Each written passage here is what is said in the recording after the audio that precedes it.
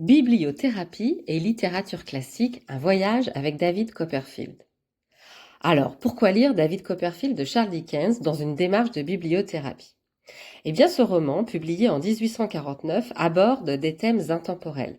La quête de soi, les relations familiales et la résilience face aux épreuves. Deux options se dessinent ici. Soit Dickens était un véritable visionnaire en matière de psychologie familiale, soit les préoccupations humaines fondamentales n'ont pas changé depuis des siècles. Alors, Dickens est-il un précurseur ou un humaniste intemporel? Eh bien, tout d'abord, l'auteur met en lumière des concepts que nous analysons aujourd'hui avec des théories modernes comme celle de l'attachement.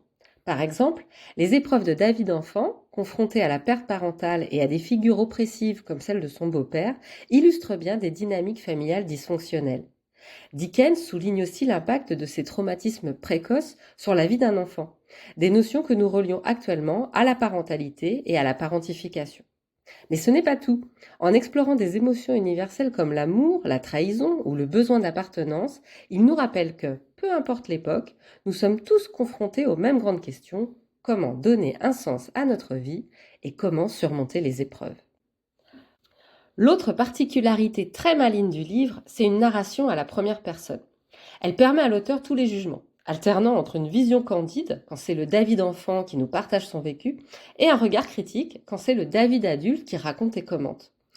Et en plus, cette dualité s'accompagne d'une réflexion sur l'éducation, les injustices sociales et les comportements des adultes envers les plus vulnérables.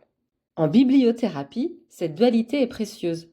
Elle crée un dialogue entre notre part adulte, celle qui analyse et comprend, et notre part enfant, chargée des émotions brutes liées aux souvenirs. Au lieu de nous culpabiliser pour nos erreurs ou nos blessures, on apprend à les replacer dans leur contexte. Et ainsi, on reconnaît que nos difficultés, bien souvent, sont le résultat de circonstances plutôt que de failles personnelles.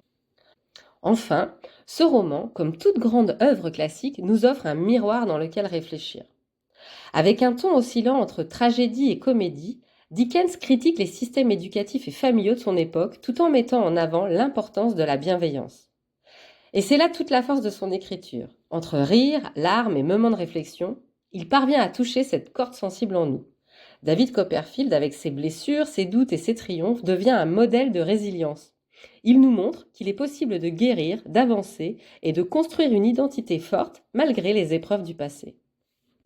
Pour conclure et vous laisser enfin écouter le premier chapitre, que ce soit grâce à la clairvoyance de Dickens ou à la permanence des préoccupations humaines, David Copperfield reste une œuvre puissante pour réfléchir, s'apaiser et construire son identité malgré les blessures du passé.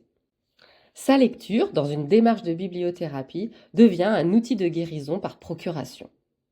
Bonne écoute!